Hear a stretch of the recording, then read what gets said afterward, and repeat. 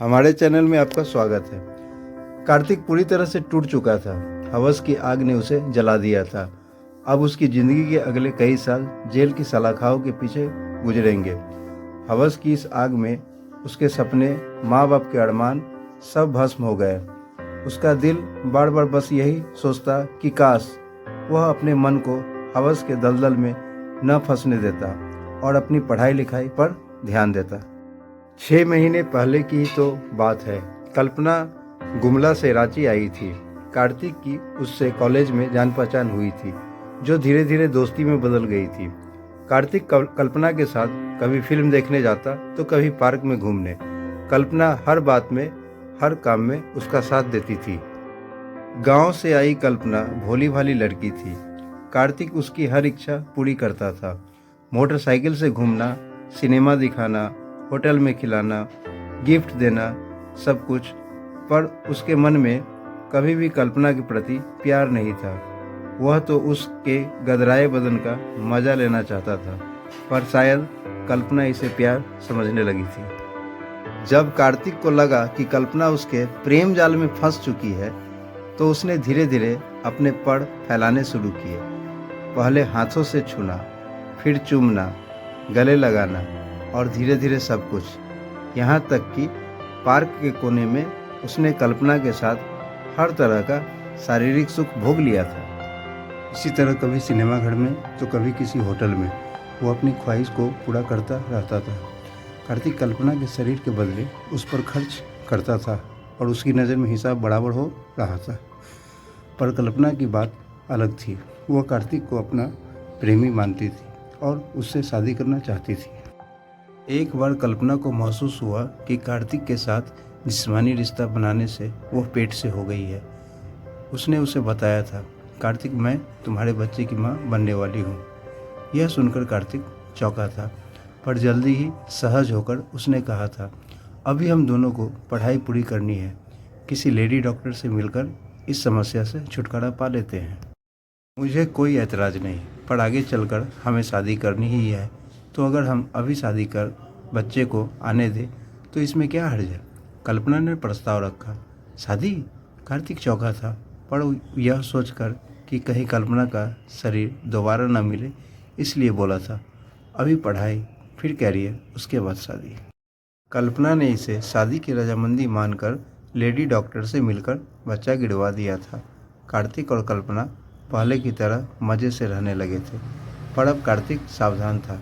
बच्चा न ठहरे, इसके लिए वह उपाय कर लेता था। इसी बीच कल्पना को भनक लग गई कि कार्तिक उससे नहीं बल्कि उसके शरीर से प्यार करता है। उसकी शादी की बात कहीं और चल रही है। उसने फ़ोन कर कार्तिक को रेलवे स्टेशन बुलाया। रेलवे स्टेशन से कुछ ही दूरी पर एक सुनसान जगह थी, जहां वे पहले भी कई बार मिले थे। कार्तिक ने वहां झाड़ियों के पीछे उसके साथ जिस्मानी रिश्ते भी बनाए थे। कार्तिक मन में जिस्मानी सुख पाने की उमंग लिए वहां जा पहुंचा। कल्पना के चेहरे पर तनाव देखकर वह हंसकर बोला, क्या हुआ? फिर लेडी डॉक्टर के पास चलना पड़ेगा क्या? पर अब तो हम काफ़ी संभल कर चल रहे हैं। सीरियस हो जाओ कार्तिक, तुम मुझसे शादी करोगे ना? कल्पना ने उदास होकर पूछा था। पागल हो रही हो? अभी शादी की बात कैसे सोच सकते हैं हम? कार्तिक जोश में आकर बोला था। कहा, वह जिस्मानी मज़ा लेने की बात सोचकर आया था। कहाँ कल्पना उसे दूसरी बातों में उलझाई हुई थी। मैं अभी की बात नहीं कर रही, 4 साल बाद ही सही, पर शादी तुम मुझसे ही करोगे। मैंने तुम्हें अपना सब कुछ इसलिए सौंपा है।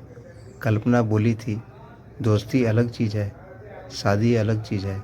मैं तुम्हारी दोस्ती की कीमत अदा करता रहा हूँ, शादी की बात तो सोचो ही मत, कार्तिक ने बेरुखी से कहा था।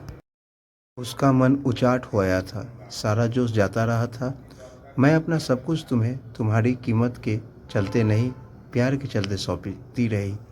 लेकिन मुझे नहीं पता था कि तुम मेरे प्यार को पैसे से तौल रहे हो। पर अगर तुम प्यार को पैसे से खरीद रहे थे, तो मैं भी अपने प्यार को ताकत के बल पर पा लूँगी। मेरे चाचा और मामा नक्सली है, जब चाहे तुम्हें और तुम्हारे परिवार को मिटा सकते हैं। कहते हुए कल्पना को गुस्सा आ गया था। कार्तिक कल्पना की बात सुनकर डर गया था। वह जानता था कि कल्पना जहाँ से आई है वहाँ नक्सलियों का अड्डा है। वह आए दिन नक्सली वारदातों की खबरें अखबार में पढ़ता था। कुछ दिन पहले ही कार्तिक के परिवार वालों ने किसी लड़की से उसकी शादी की बात भी चला रखी थी। उसे लगा अगर कल्पना जिंदा रहेगी तो रंग में भंग डालेगी। उसने झपट कर कल्पना की गर्दन पकड़ ली और उस पर तब तक दबाव बनाता गया जब तक कि उसने शरीर ढीला नहीं छोड़ दिया। कार्तिक को अभी भी यकीन नहीं हुआ कि कल्पना ने दम तोड़ दिया है, तो उसने अपनी बेल्ट से फिर उसका गला दबा दिया। वह चुपचाप अपने घर आ गया।